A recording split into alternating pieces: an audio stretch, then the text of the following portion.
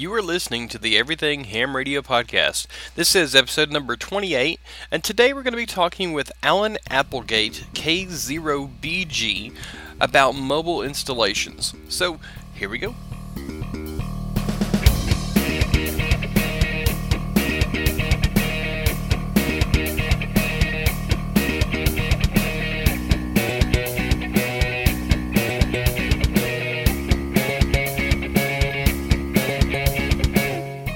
Hey everybody, and welcome back to the Everything Ham Radio podcast. This podcast is released every Tuesday morning.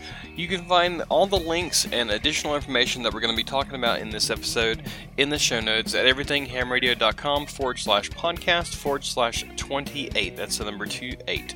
You can find me on Facebook at facebook.com/everythinghamradio and on Twitter at K5CLM.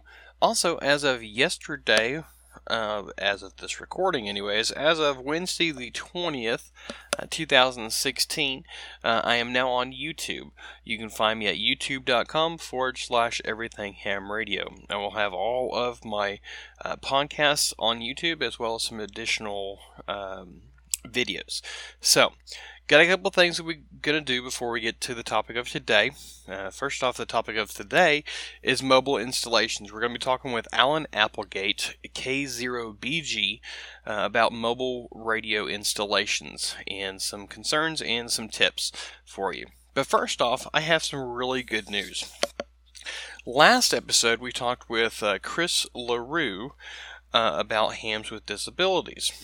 Well, you might also remember me telling you about how Gigaparts has given me a coupon code and also a item to raffle, which we are going to be talking about here in just a minute. However, my contact there at Gigaparts, Jeff Sinclair, KJ4YIO, he is the e-commerce division manager. He sent me an email after listening to my podcast episode last week, and it really touched me. I mean, I get something, I get comments from some of y'all listeners, great episode, thanks for what you're doing. Some of them a little longer, some of them a little shorter. But this one, it really just kind of hit home. And the reason it hit home is because it's actually making a difference in more than just one person's life. If you remember, Chris talked about how a lot of websites it's really hard for him to see because of the white background and black text, or some of the contrast issues, or the light dark issues, or whatever. Jeff heard it and sent me an email, and this is the official statement of Gigaparts. And let me just stress here, this is there is no ETA on this. It is still in just like the very first stages. They're not even sure if it's going to be possible, how much work it's going to be, or what. But this is the official statement from Gigaparts via Jeff Sinclair. Gigaparts is currently exploring options to better serve those with vision impairment as a direct result of hearing W4ADL's interview on the Everything Ham Radio podcast. We currently have no ETA on changes or improvements, but we do want to better serve those with vision impairments in the ham radio community, end quote. So, that is really neat. And basically what they're doing is he's looking into making some way of having it where if you are visually impaired, maybe there's some kind of easy setting that you can change to make it where you can see it a whole lot easier.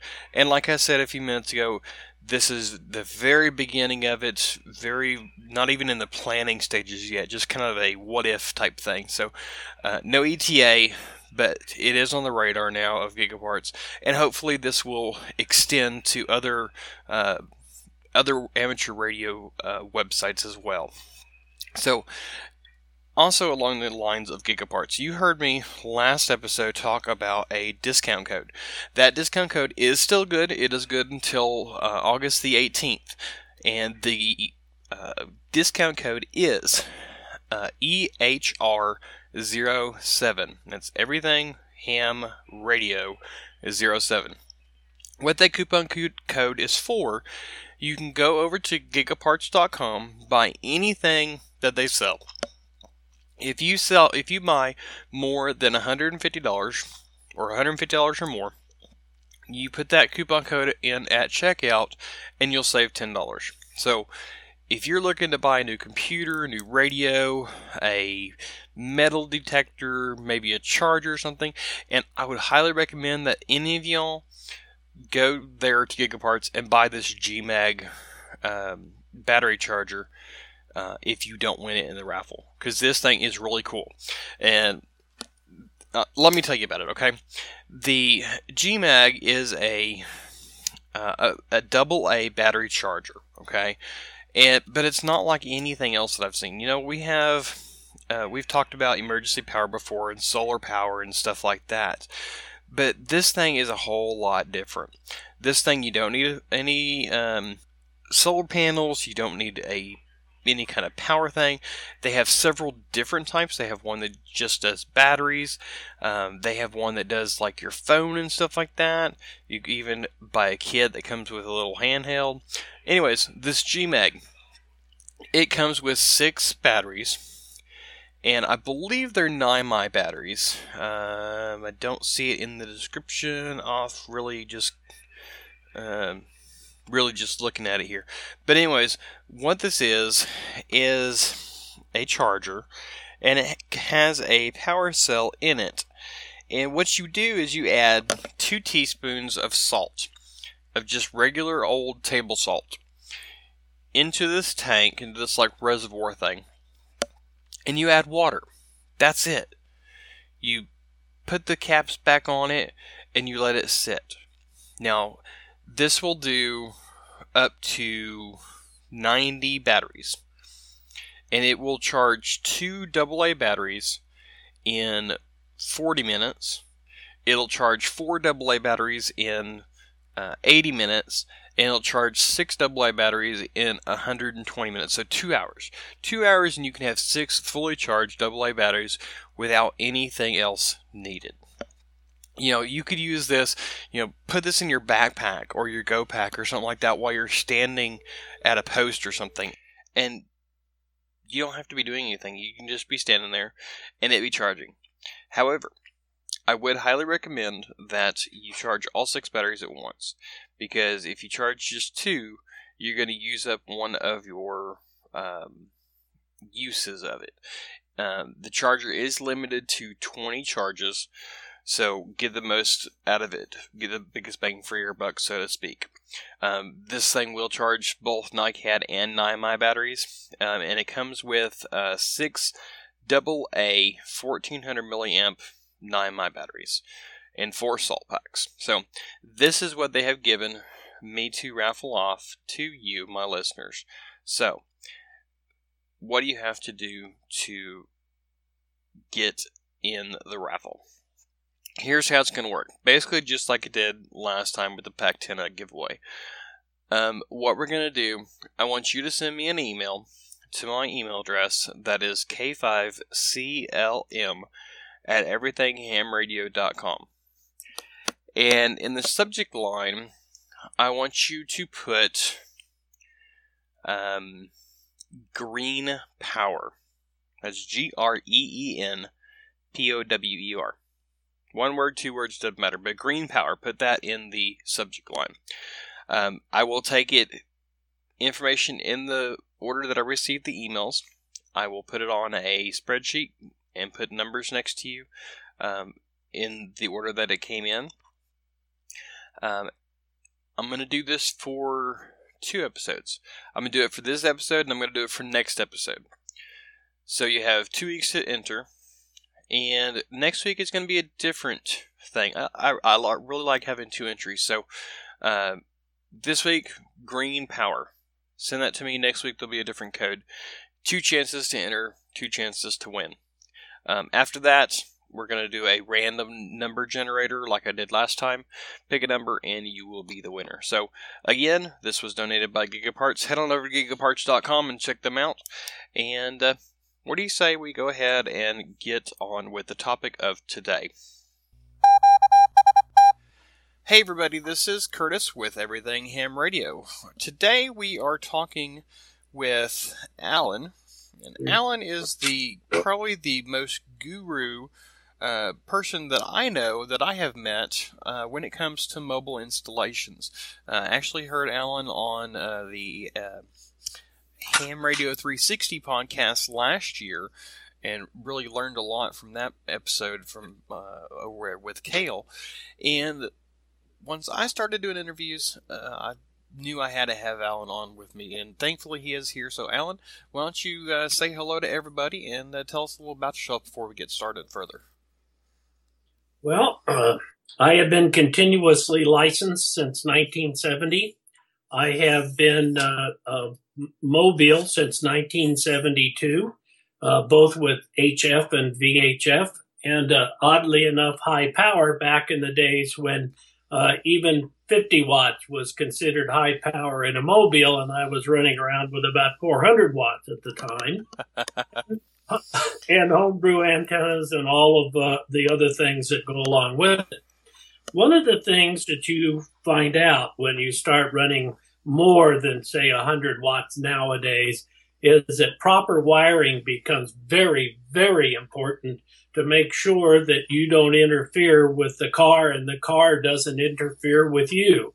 And I think that's the main point of the topic today. Right. Yeah, I've noticed a lot of times that with people that I talk to, they have that alternator hum or that hum in their transmission. What really causes that? Well, alternator whine or a hum in the transmission or in the transmitter side particularly could be several things. However, most of the whine, the alternator whine that you hear, you typically hear it more on transmit because you're drawing power off the alternator. But the real cause of it is what is called a ground loop. It means that there's a potential voltage between where the radio is grounded and where the antenna is grounded. A good typical example of that is using a mag mount antenna, say on VHF. It becomes an issue because of the ground loop. Regardless of how you happen to have the radio wired, it's just, again, it's a potential difference between the various grounds that are connected to the chassis of the radio that causes it. No. However, Sorry, I was just going to add, there are cases where a diode can go bad and cause excessive ripple that you hear, but it's almost unheard of today. And, if you're saying the difference between the ground, but isn't like the car just all big one metal thing anyways connected to the chassis? I mean, I would think that the grounding would be pretty well the same whether you're talking on the trunk of the car or the front of the car.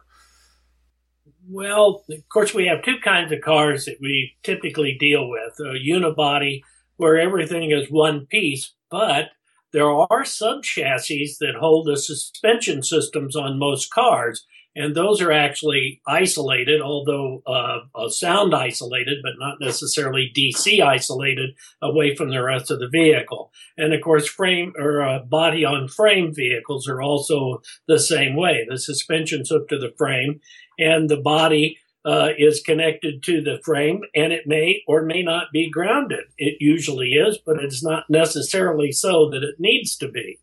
But that can cause you problems with ground loops. Again, it's using proper wiring techniques, and probably today, and let me just digress why wiring is so important today. The cars today are nothing more than a computer on four wheels, basically. And some vehicles, like the high-end Mercedes, there's one of them has over 150 actual different computers within the car.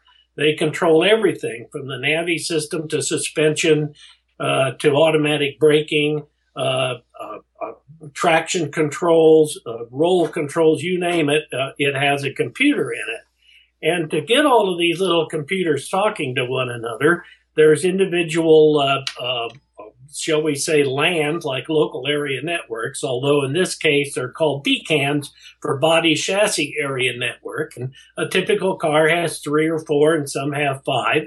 but all of those little lambs are running around inside of the vehicle. And if you cause a ground loop to occur between one point in the chassis and another point in the chassis, you can interfere with those sensors. And that's why you don't use the body for a ground return. Now, yes, they are at the same potential, but not exactly. Because even a few millivolts between point A and point B is enough to cause an issue with the sensor. So where should we get our ground from when we're trying to get power?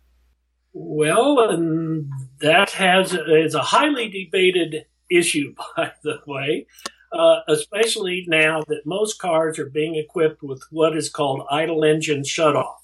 You pull up to a stop sign or stoplight, the engine stops. You look both ways, you step on the gas, and away you go, and the engine restarts, and everything is working just like it was before.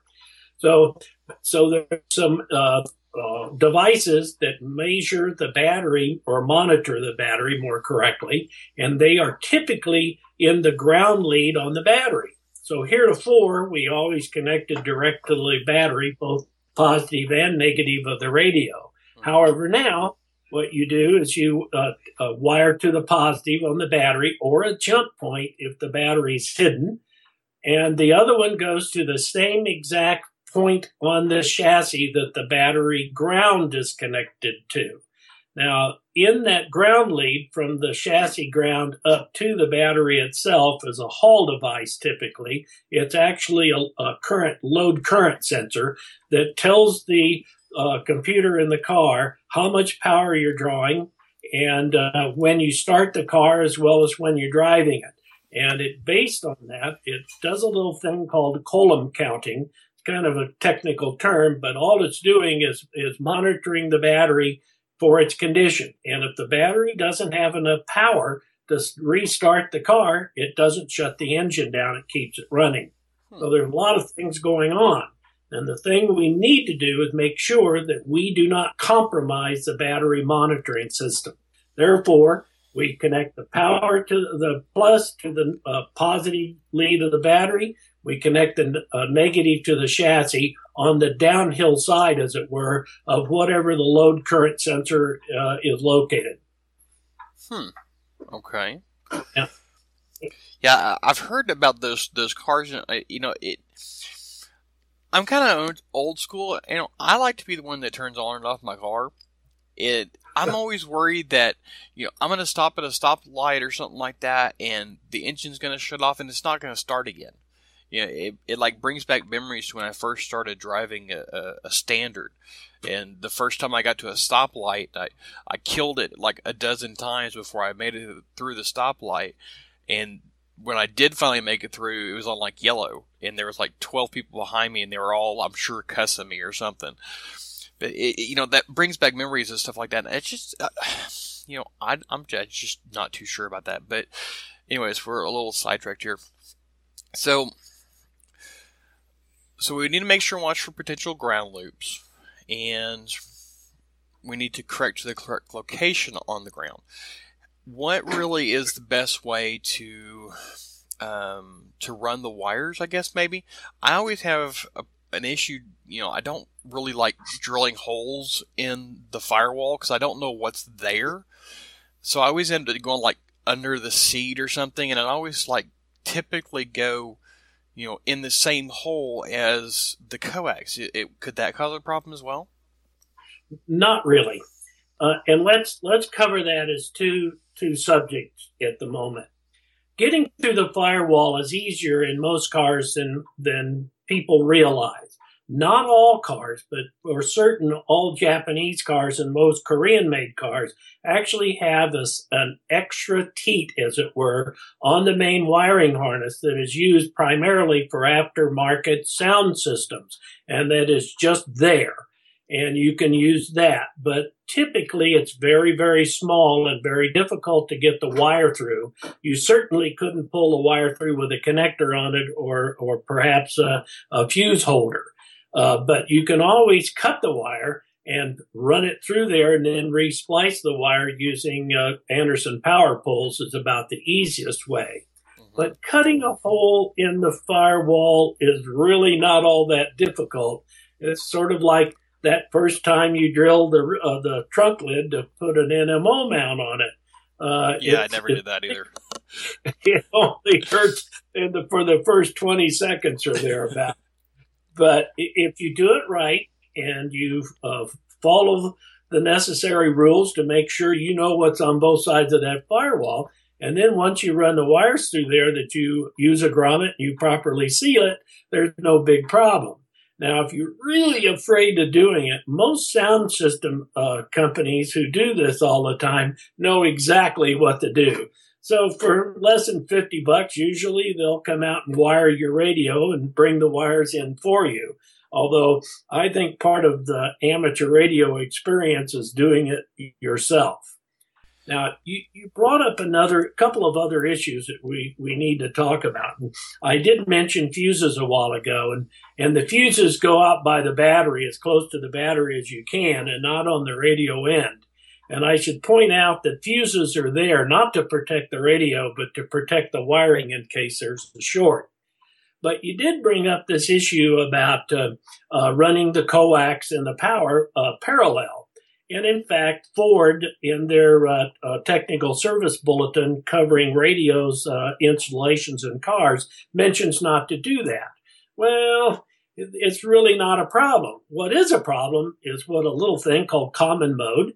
And that also occurs when you use a mag mount and things like that, because there's not enough ground plane underneath the antenna. So as a result, it uses the outside of the coax shield as a ground return. We have to remember that RF always has to return to its source. And if it can't do it through its ground plane, it's going to do it through the coax cable, and that's not what you want.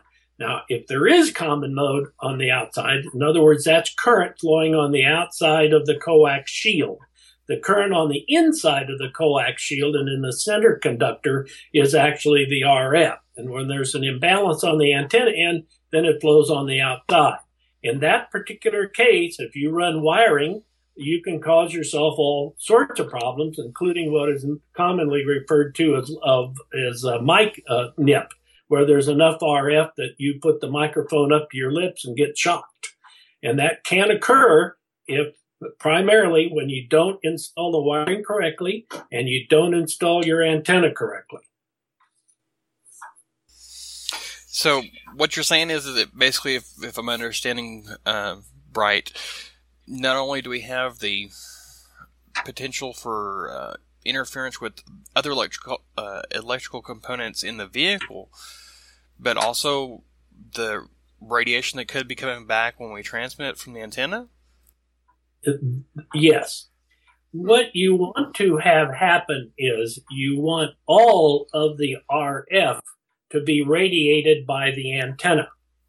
And if the antenna doesn't have a proper ground plane under it, now, we say ground plane, we're not necessarily talking about grounding it to the body of the car.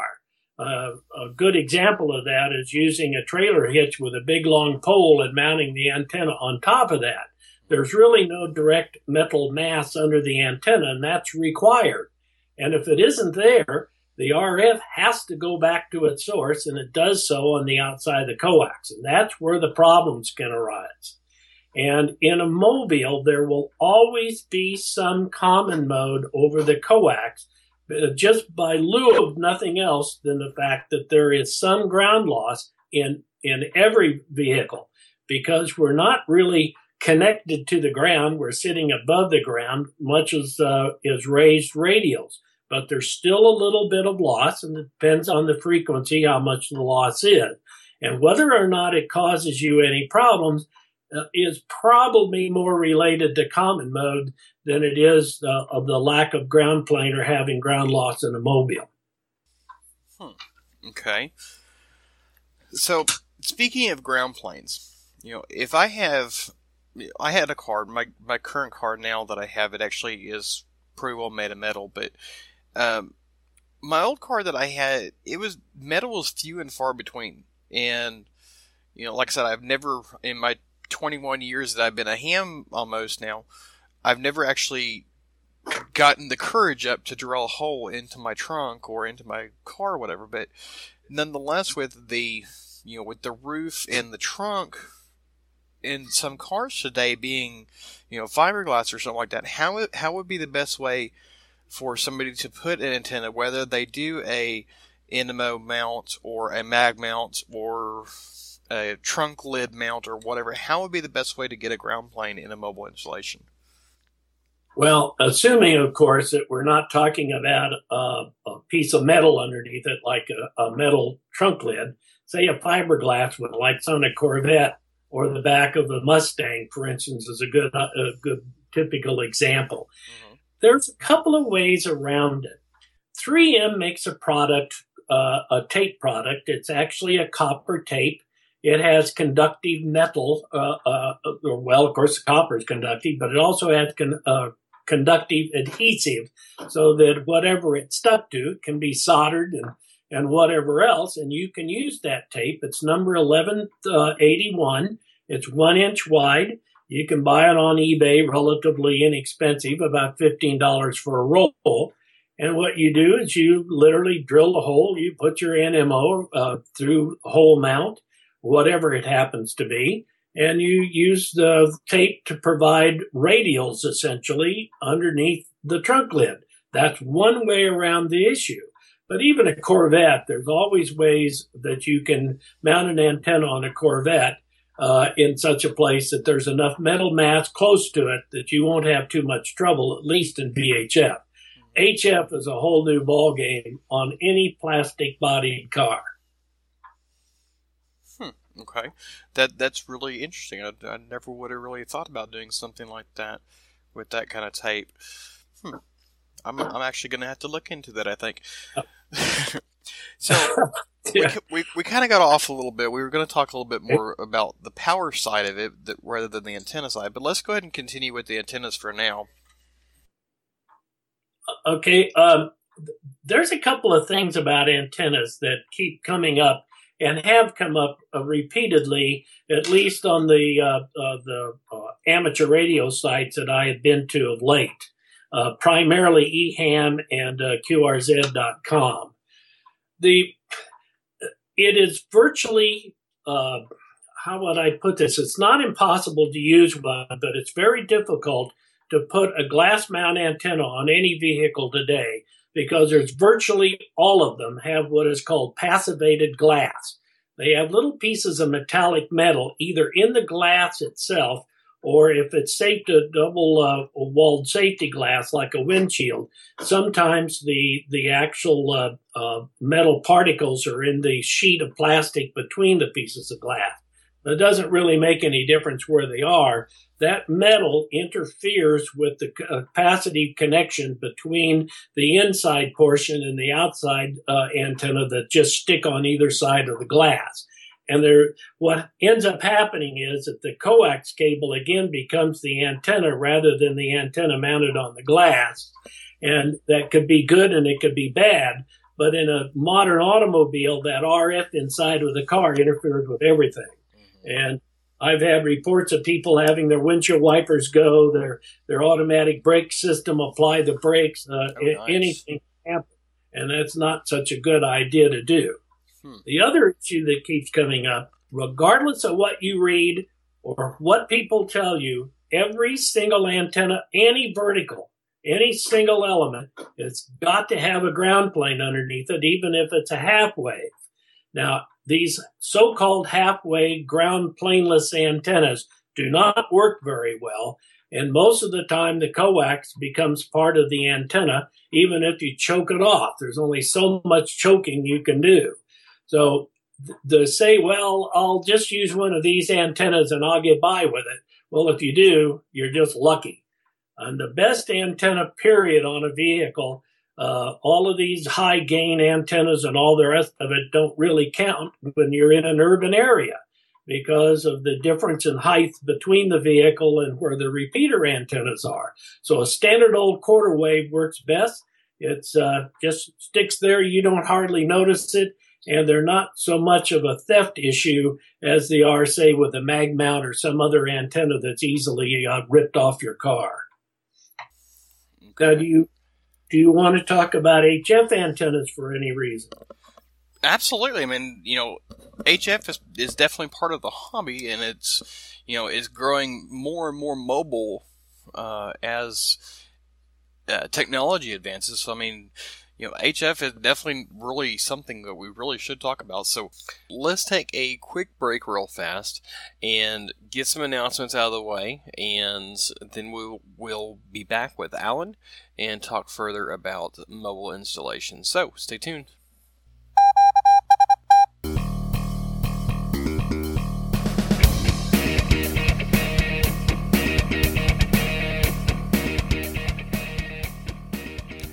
Are you looking for a new radio? Maybe a laptop or a tablet? Or maybe you're looking for a way to charge your batteries when there's no power? Gigaparts has stuff like this. Head on over to gigaparts.com and check them out. At checkout, use the coupon code of ETH028 to get $10 off a purchase of $150 or more. This coupon is valid until August the 18th, 2016, so head on over there and check them out.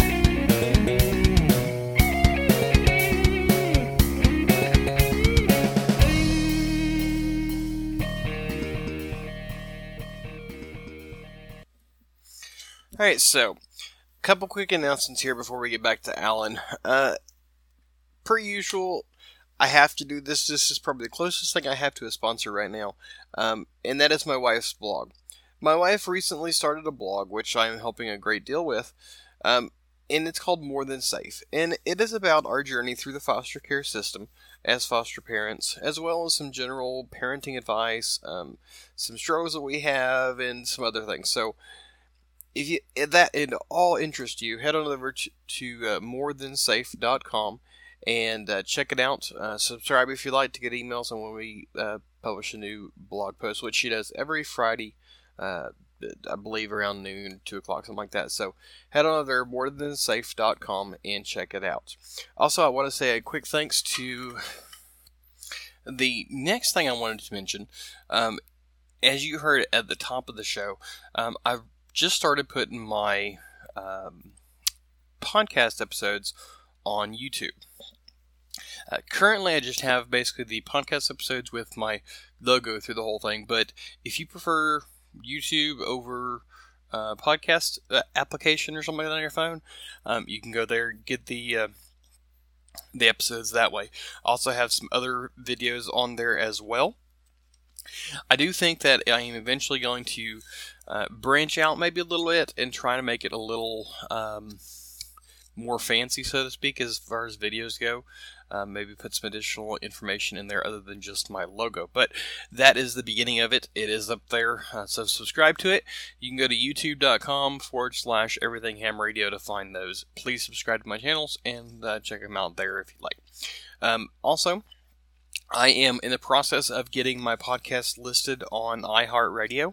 I have not got the confirmation that it has been accepted, but I will let y'all know in a further episode. So stay tuned for that if you listen to iHeartRadio or it's on your car or something like that. So that I'm really excited that it's possibly going to be in iHeartRadio.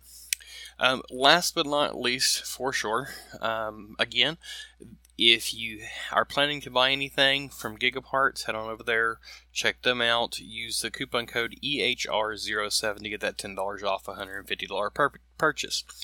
And as far as the raffle goes, send an email to k5clm@everythinghamradio.com with the subject of green power, and you'll be entered into the raffle. So I guess that is about it, other than to say, if you would like to support this podcast monetarily, there are several ways you can do it, either with a one-time donation through PayPal, being a monthly contributor through Patreon, or shopping through Amazon.com. You can find more information about that at everythinghamradio.com/support. So head on over there, check that out, and what do y'all say we get back to Alan K0BG and our conversation about mobile radio. Okay, and we're back with Alan Applegate, K0BG. So Alan, let's go ahead and continue. Please, what kind of knowledge can you share with us on that? You brought up an interesting issue about drilling holes. 50 years ago, nobody ever thought about drilling holes anywhere in a car. On my website, which by the way is k0bg.com, there is a picture of an older model Oldsmobile where the owner has actually mounted the controls for his antenna inside the car by removing the dome light and actually replacing the dome light with the controls to control his antenna switching that's on the top of the vehicle. People didn't think anything of it. And today, for some unknown reason, that's kind of everybody thinks that suddenly, whether it's a lease car or they own it, there's always an excuse like, oh, my wife's car and she won't let me do that. Well, there's probably other reasons for not doing it. But the fact of the matter is that if you want to have the least amount of problems as far as RFI, things interfering with you and you interfering with them, is to drill a hole and mount the antenna correctly. And that almost always requires a hole. Now, there seems to be the second school of thought. Well, these little short, stubby antennas, like a little Tar Heel or a little Tar Heel 2 or some of the others that are around, will operate just as well as, say, a big, ugly one, like, say, a Scorpion 680. Well, the only issue is if you don't have anything to compare them to, you don't know how bad they really are. Now, and then they kind of add insult to injury because most everybody who has a little Tar Heel mounts it on a clip mount, or the little Yaesu ETH028. I'm not very fond of that antenna because it's cheaply made. The SWR is higher than most people really realize that it is.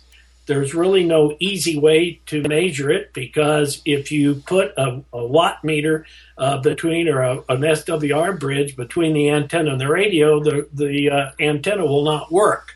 The DC power runs through the coax in that case. Unless there's some continuity from point A to point B, the antenna won't work.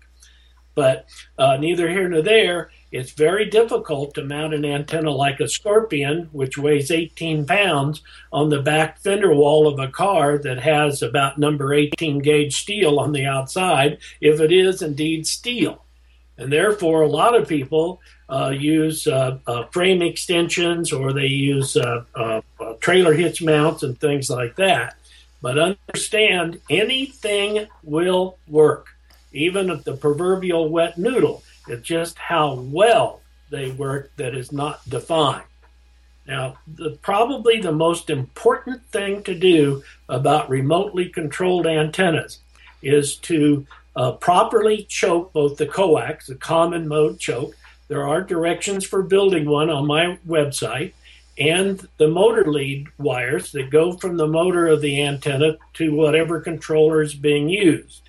And almost universally, they either do not provide you with a choke or they provide you with the ferrite to wind your own choke, but 1 or 2 or 3 turns is never enough. And what happens is that when you're transmitting or adjusting the antenna, that wire is physically hot with RF, and it can interfere with everything else in the car, and it can even interfere with the radio or a watt meter that you're trying to use to adjust the antenna properly. So choking is on the motor leads is very important. And again, there are instructions on my website of how to properly wind one and what material to use and what wire to use. So you say that 4 or 5 is not enough. What's the bare minimum that you should do it? 8 to 10. And the choke that's on my website is 13 turns through a mixed 31 3/4 inch bead, inside diameter bead. It's easy to do, takes maybe 15 minutes the first time you do it. Takes me about 5 minutes to wind one because I've done it times. But it's very easy to do, and that way there won't be any RF. Mm-hmm. Now, we probably should talk a little bit about what happens if you don't have proper choking and proper mounting to the inside of the radio or the inside of the car primarily. And understand that all of the electronics that are in a modern car are all digital. So the rise time of the actual signals, the zeros and ones, as it were, is very rapid and very quick. So that makes their harmonic content very high. And in fact, it goes clear up into the VHF range in most cases. So you got to do two things. You got to mount the antenna properly. Then you got to choke it properly so that the coax isn't part of the antenna. Now, if it's got common mode when you transmit, makes everything interfere with the electronics in the car when you transmit, guess what happens when you receive? Well, all those digital signals go into the coax because it's part of the antenna and causing the background level to come up. So when you use short, stubby antennas and improper mounting and improper choking, you don't work much except the very, very strong signals. You want to work a lot of DX way down in the mud, you do everything right.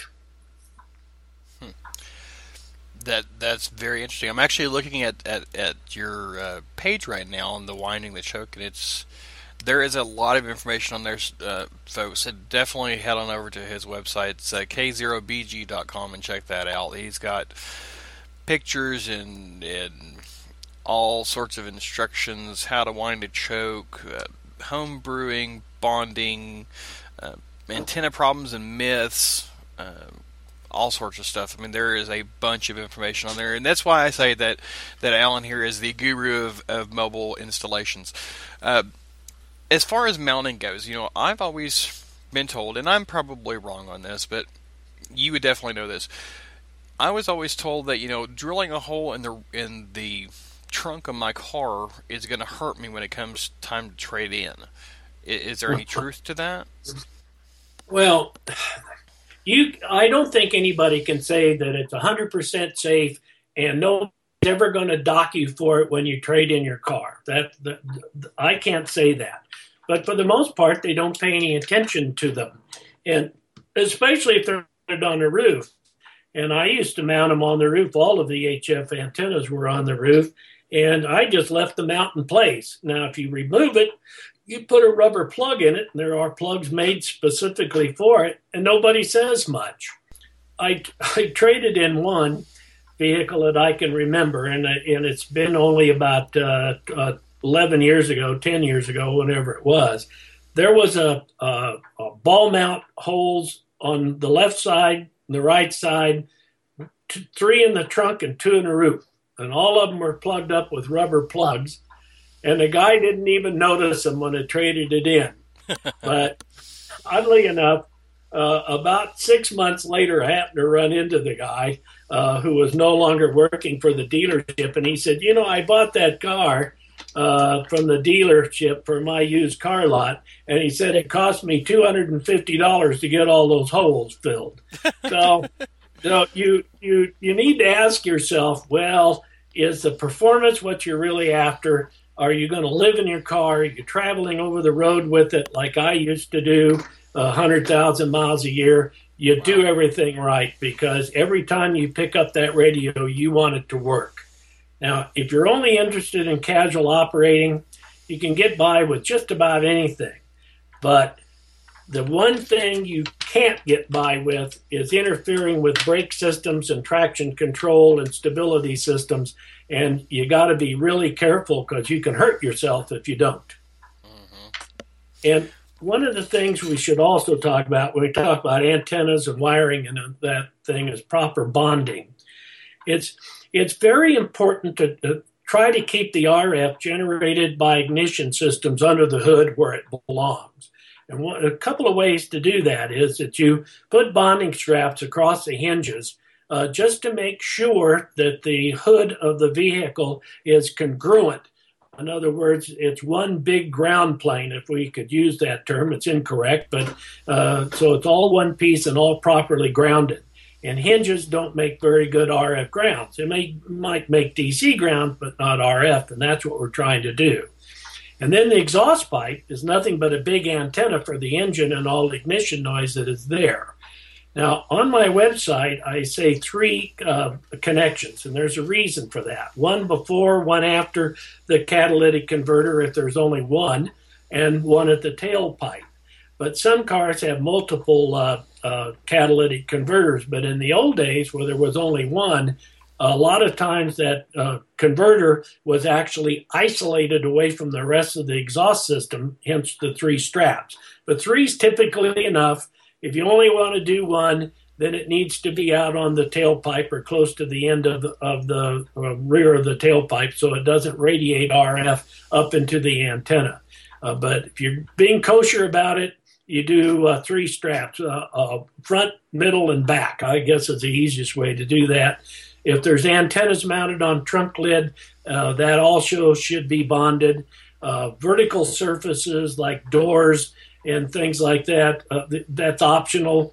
Does it help? Yeah, a little bit, but it isn't nearly as important as hoods, trunk lids, and exhaust systems on cars. Okay. So, one more question about antennas before we go back over to the power side. Okay. Is the coax that, I mean, I always have problems getting enough coax. You know, they include like the 12 feet of coax, and it's like, well, if I'm trying to run this from my trunk to my radio, I always tend to like either run out or have to go some other way to do it. What's really the best way to deal with the short length that is typically given to you? And how would you connect it? I mean, would you just use like a barrel connector and, you know, an extra piece of RG58 that comes with it, or would you like rewire the whole antenna with a better quality coax, or how would you do that? Well, I'm a purist, and so I replace the coax entirely. And I use a very good grade of RG8X.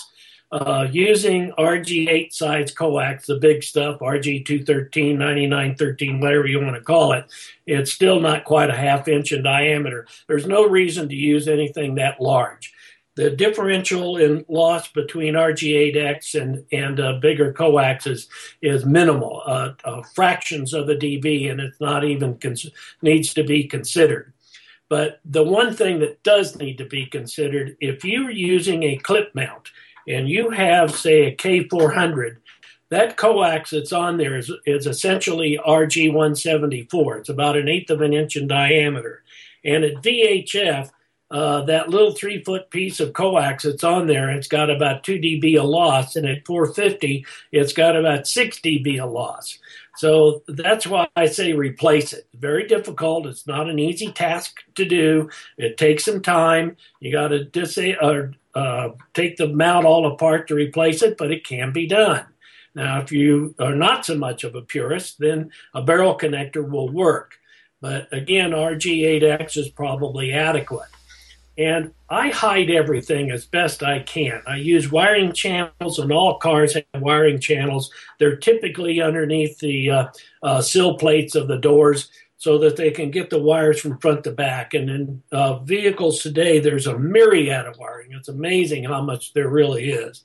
But if you buy yourself a repair manual for your vehicle, they're from $70 to about $120 perhaps. They'll save you an awful lot of time when it comes to wiring and coax running, because you'll know where you can run the coax and get it in and out. And it is not difficult to get coax into a trunk area of a car, although a lot of people say there are. And in pickup trucks, for example, almost all pickup trucks have little things called flow-through ventilation. They're little flapper doors in the back of the cab that you can run coax through and then into the bed of the pickup. There's lots of ways to do that. As far as connectors are concerned on coax, I see all of these people who solder coax connectors. That's great, but about only 1 in 100 know how to do it right.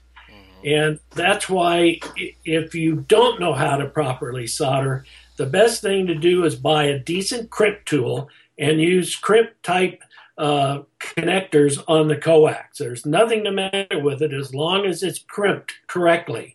Now, the one thing about crimp connectors, they are not made to take off and on, off and on, off and on.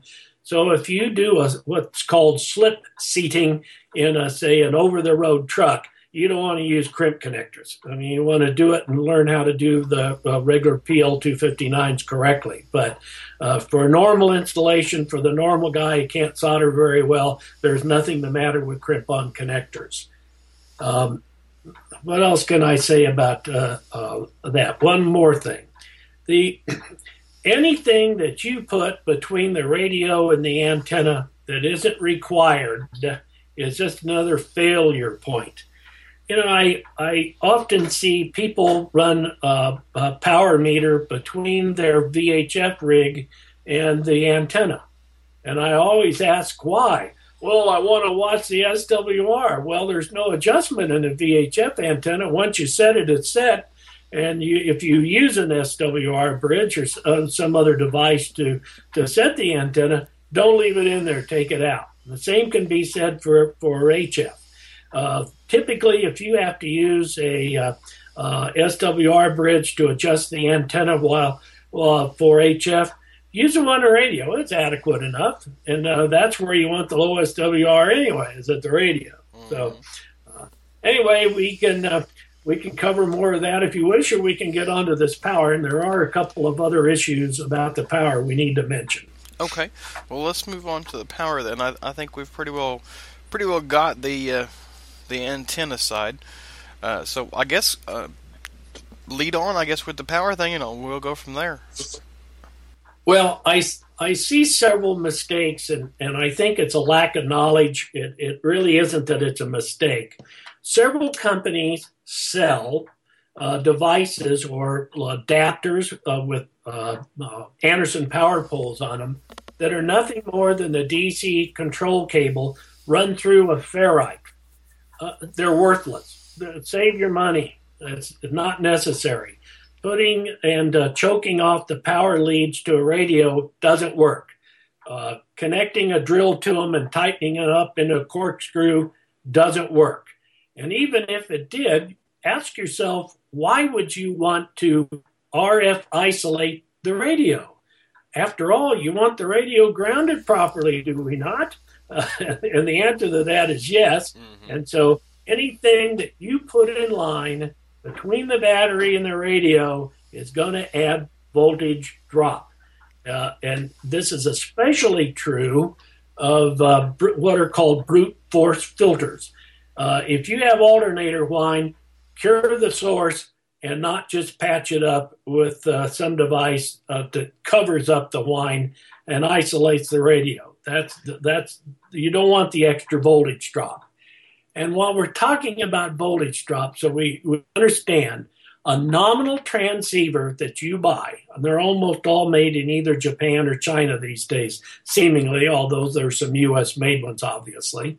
That cable is designed so that at the operating voltage specified for that radio, which is nominally 13.8 volts, it will have at or right at a half a volt of drop. And in reality, they typically have about 0.6 of a volt, but the rule of thumb is a half a volt. So whatever you wire, however you wire it, between battery and the radio, you want that drop to be less than half a volt or right at half a volt. Now, if you, for instance, are sitting and transmitting with a transceiver that, say, puts out 50 watts of an FM transceiver with the engine running, when you shut the engine down, the battery voltage drops to about 12.2 to 12.3 someplace, or very rapidly will drop to that, especially if there's any accessories on. And the power will drop in the radio by about half. And as you continue to transmit, the voltage drops continually go down. This is a lead-acid battery, after all, and the amount of voltage drop that it has depends on the amount of current that you're drawing from it. And so you want to remember that this is mobile in motion. If you're going to operate parked someplace, that's actually portable operation, and it's a whole new ball game, and we can discuss that at some other podcast, because that's not mobile. It's portable operation. I want to differentiate between those two. And so if we're using like a rig runner, like a 4005, they make very, very good products. The only problem with some of the other brands that are out there come with a power cord. The power cord that runs from that, shall we say, Anderson power pole tapping device, if we can use that term, and the battery's not large enough. The nice thing about the Rig Runner series is that you provide the primary power to it, power cord, and you need to size it large. Now, the coax, or not the coax, but the power cable, say in an ICOM 7000, which is a very popular rig just to pull it out of the air, actually is Japanese size 11. It's slightly, just ever so slightly smaller than American wire gauge number 10, and the voltage drop typically is about 0.6 of a volt under the rated current, rated voltage of that specific radio. So if you had to mount that radio or wanted to mount the radio on the trunk and you wanted to keep the same voltage level and wire it to a battery that's in the front of the car, you would have to use number 6 wire to do that. Number 8 isn't quite large enough for a normal car, and you will end up having a voltage drop of about 8 or 9 tenths of a volt. Now, it's hard to realize, well, it's great big wire, it'll carry the current. We're not worried about how much current the wire has, but how much resistance it has under load. And that's the key to this. I was actually looking for one more thing, but I have one thing I want to refer the readers to. In May 2015, I wrote an article for the ARRL called The Modern Mobile. And it explains how to properly wire around the current sensing device in a vehicle, and needs to be read by those who have a car that is built, say, in the last 4 or 5 years that does have a battery monitoring system built in. And I was looking for the exact date because I don't remember what it is. But 4 years ago, I wrote an article for QST that is entitled, Are You Using the Right Fuse? And the reason I bring up this fuse article, it has come back a couple of times on some of the local blogs about what's on my website, and I want to clarify it just a little bit. I said a while ago that fuses are actually in the cabling to protect the cable. They don't protect the radio. And in fact, there's a fuse inside of, say, a 7000. It happens to be a 5-amp fuse. The one that's inside of a Yaesu 897 is a surface mount 3.5-amp fuse. And those fuses are in the radio, particularly to protect the radio.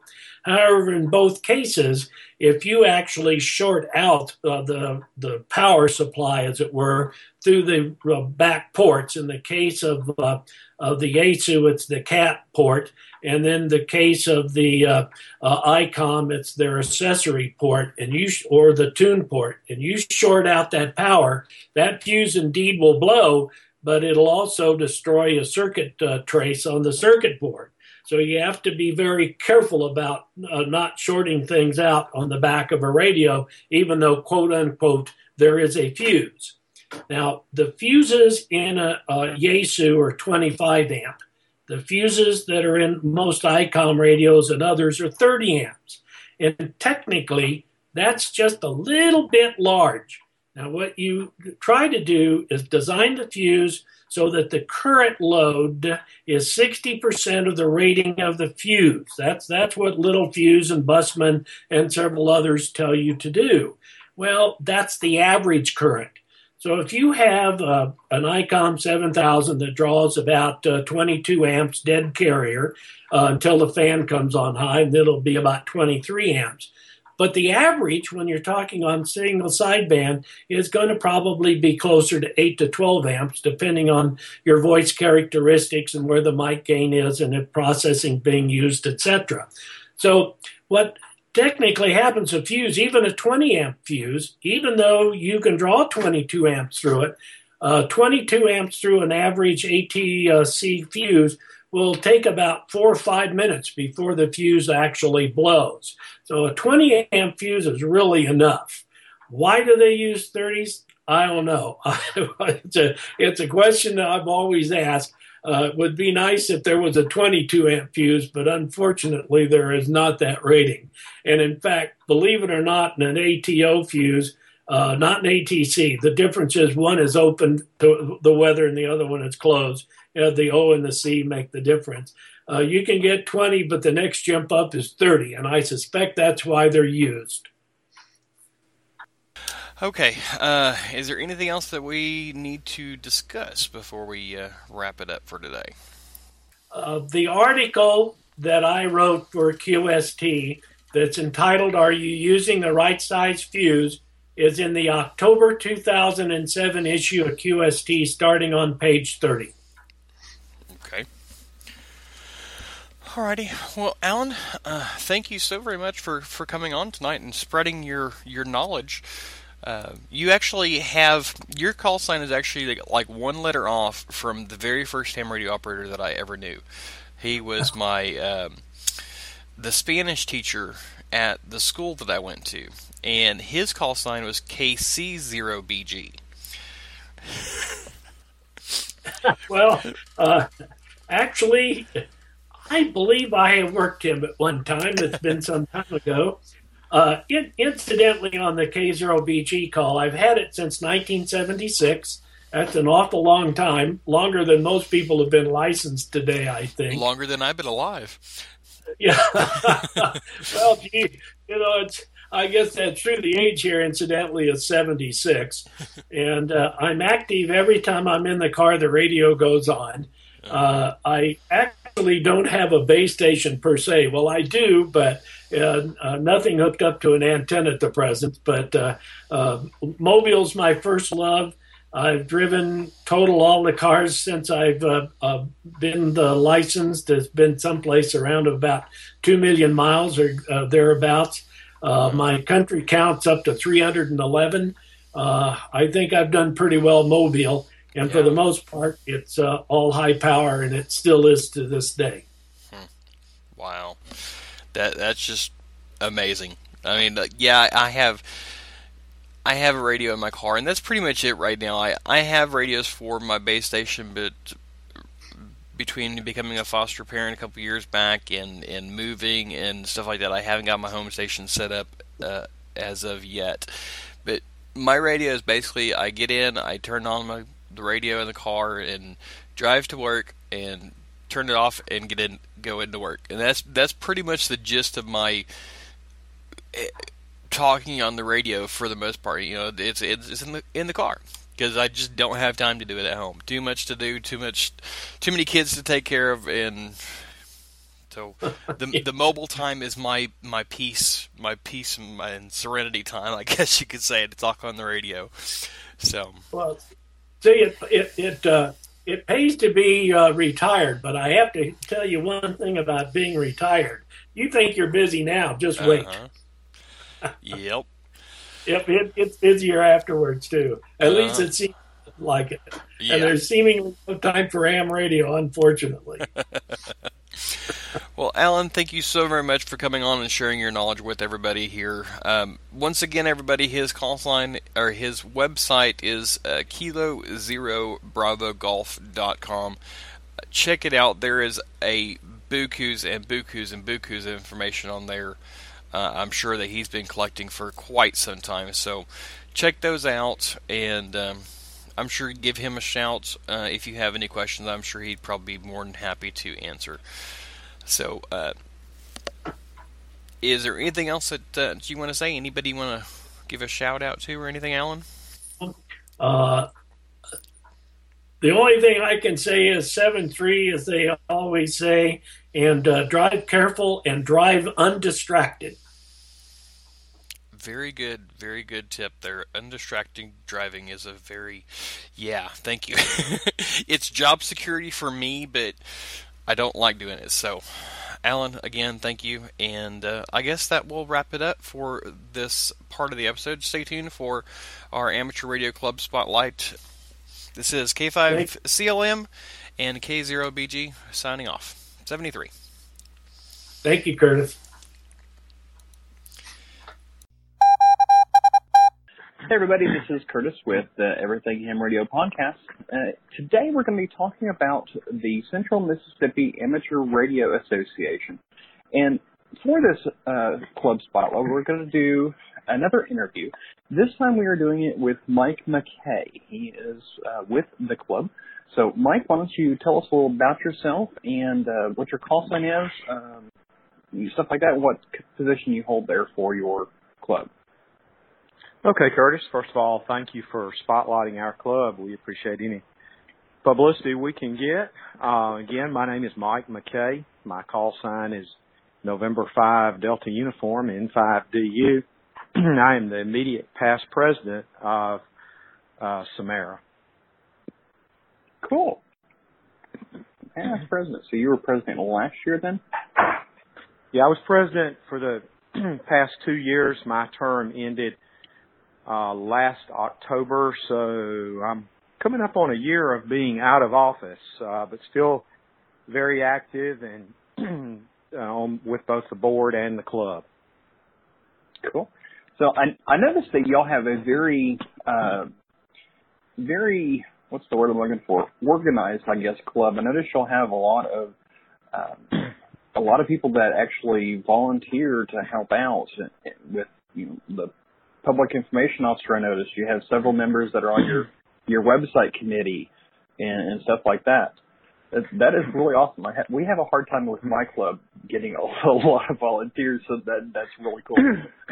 I noticed you do have a lot of social media too as well, and I will have links to y'all's website as well as a couple of your social media accounts in the show notes today that y'all can find at everythinghamradio.com /podcast/28. That's the number 28.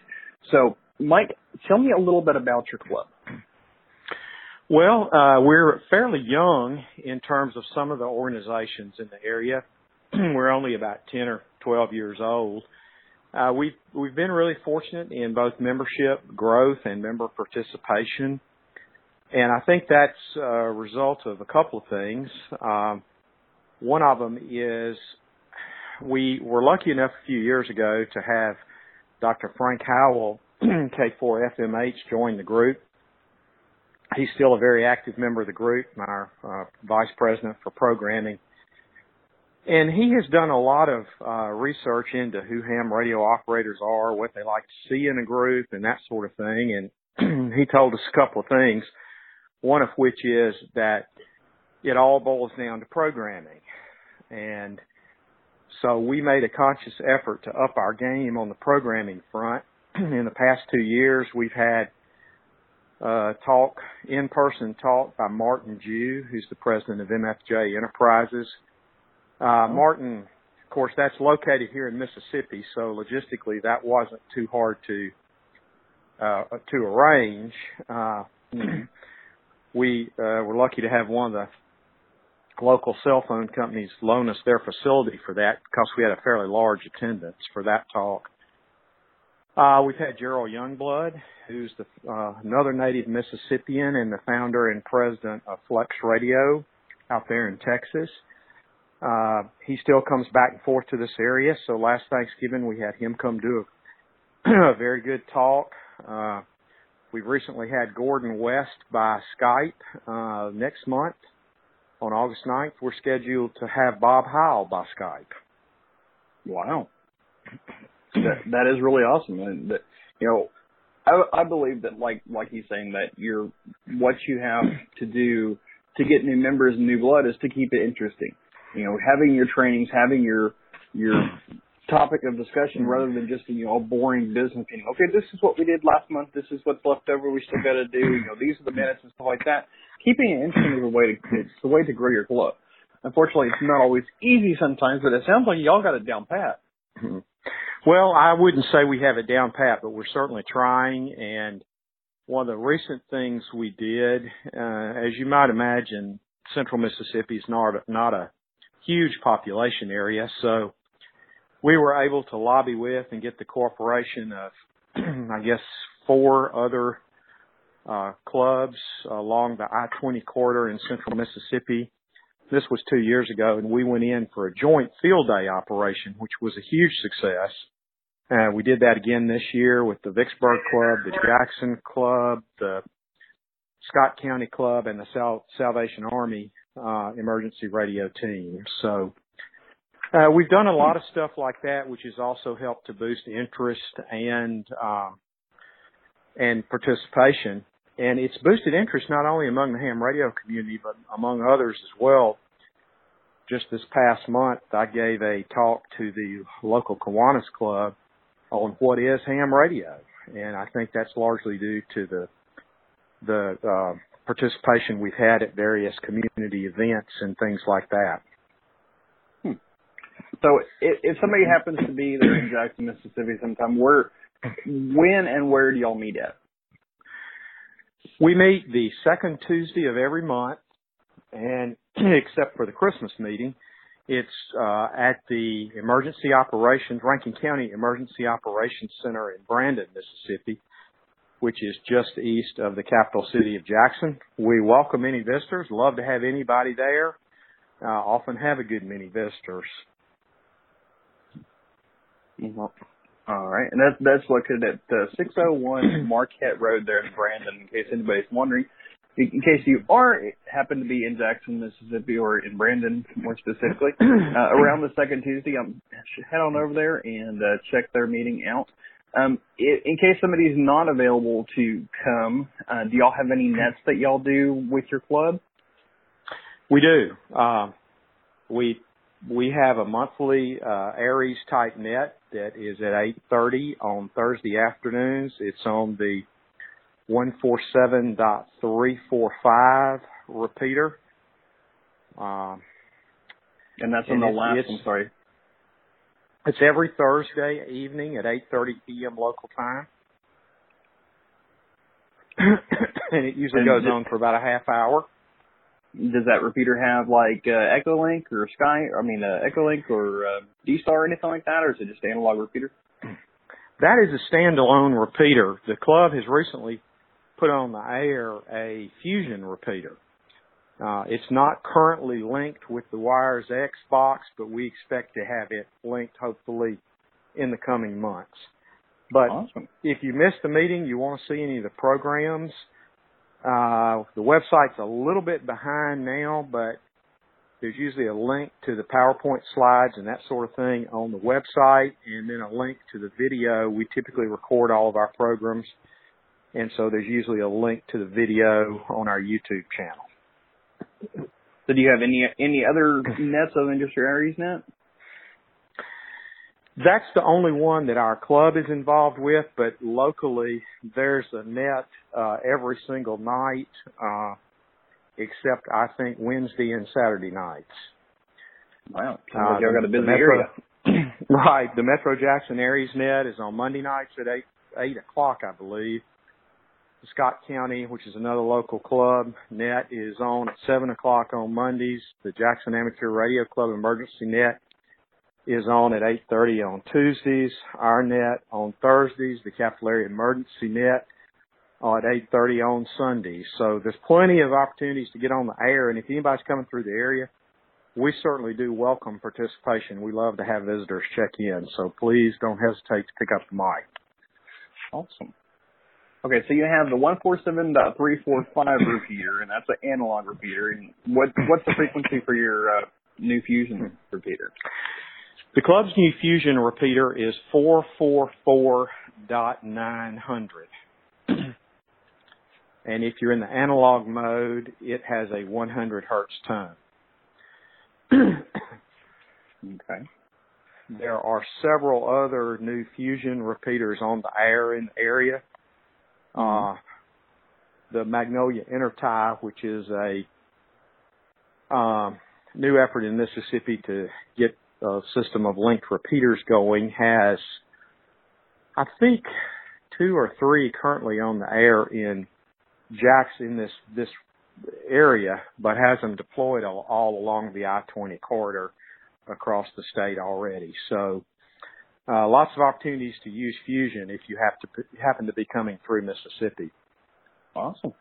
Well, hey, if you will, whenever you all do get the Wires X hooked up on that repeater, if you could shoot me an email, and I'll give you an email after we get done with this, and I'll add it to the show notes. So maybe if people are not in the area or whatever and they want to check in Yells Net and say hi, then they'll have the information there. Okay, we will definitely do that.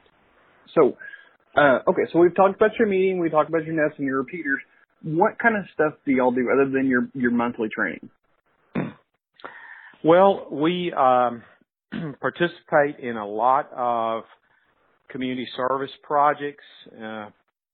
We help with the communications along with the Jackson Club for the Multiple Sclerosis Society's annual bike ride. We do the same thing for the City of Ridgeland's Heat Wave Triathlon and their Century Ride, bike ride every spring, which has turned into a huge event. Really, the main ride covers a 100-mile course, but they've got a couple of shorter routes. So we end up with about 125 miles or so of roadway to cover there. Wow. We usually do that at critical turns, rest stops, and we typically have a tail-end Charlie and sometimes a lead vehicle as well. So we probably do a dozen or more of those type public service events every year, the Susan Komen Walk, just a number of things like that. We do the field day, of course, that I mentioned. We do we help the Jackson Club, or have for the past year or two, helped the Jackson Club with the local Ham Fest, and that's the Capital City Ham Fest in Jackson. It occurs the last Friday evening and Saturday of January each year, and I don't really remember what those upcoming dates are. But it's a fairly large event, usually about, I'd say 12 to 1,500 people there.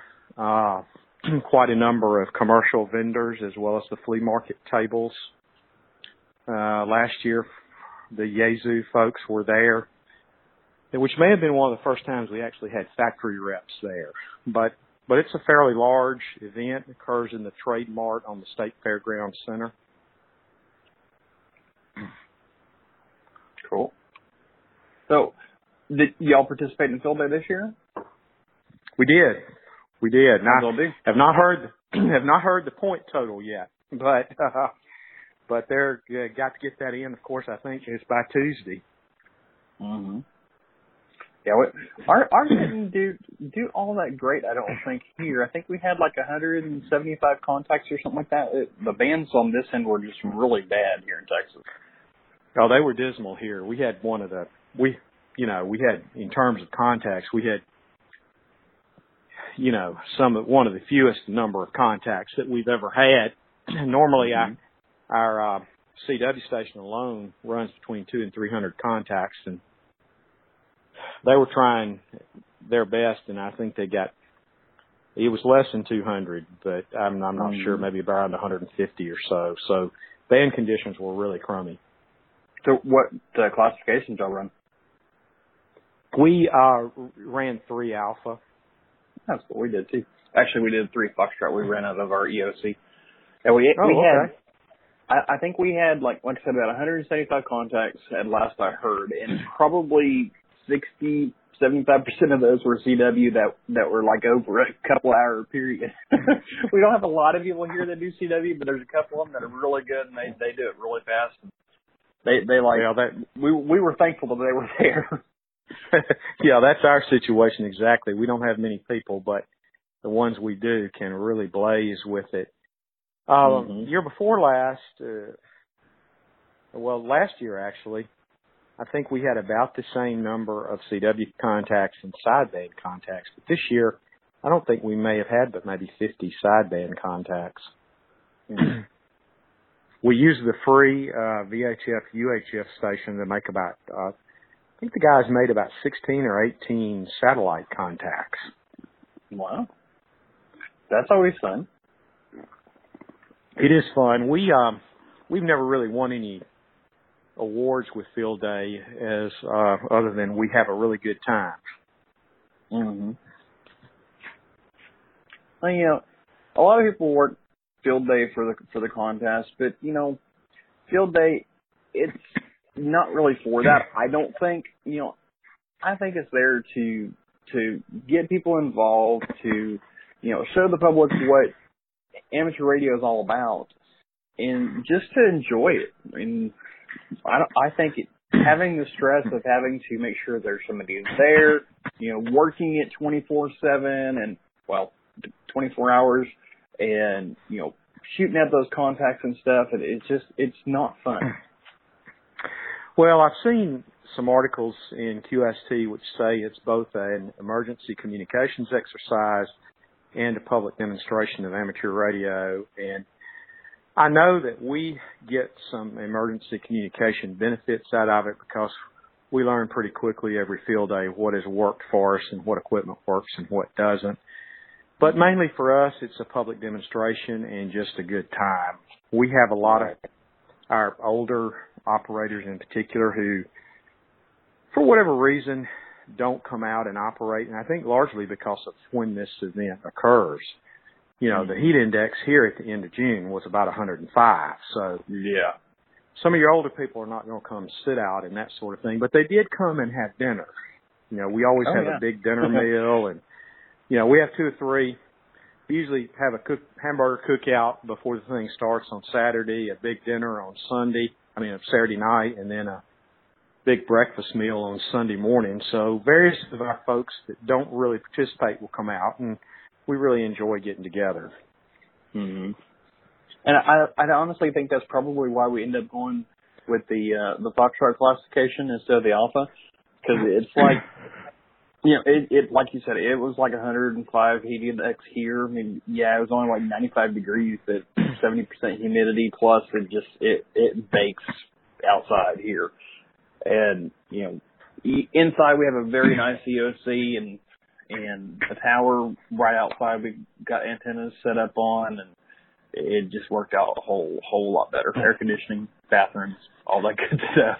Oh yeah, we've been kind of fortunate the past few years. Like the past 2 years, one of our partners in the event has been the Salvation Emergency Radio Team, and as long as they don't have an actual activation that requires the use of their equipment, they bring their emergency communication trailers, and they've got air conditioning in them, so we've been able to put some of our stuff in those trailers and stay a little bit out of the heat. But this year it was so hot that even the air conditioning in some of those trailers wasn't working very well. Yeah. Well, Mike, I appreciate you coming on. Once again, we are talking with Mike McKay, a November 5 Delta uniform. He is the immediate past president of the Central Mississippi Amateur Radio Association. You can find their website at www.cmsara.org/WP. Like I said, I will have links to their website as well as several of their social media pages on the show notes for today that you can go to and find out. Mike, once again, thank you very much for coming on. Is there anything else that you want to say, any shout outs you want to give or anything like that before we end this? No, thank you for spotlighting our group. We certainly appreciate it and invite everybody to take a look at our website. Dr. Howell that I mentioned has done that and done a very good job of it, and the YouTube channel. And you mentioned our social media, which I have to admit I don't know much about. I try to stay away from that. But one of our younger guys, Rusty Yates, has done a real good job of that, I understand. So thanks again for allowing us to do this. Absolutely. And you mentioned YouTube there.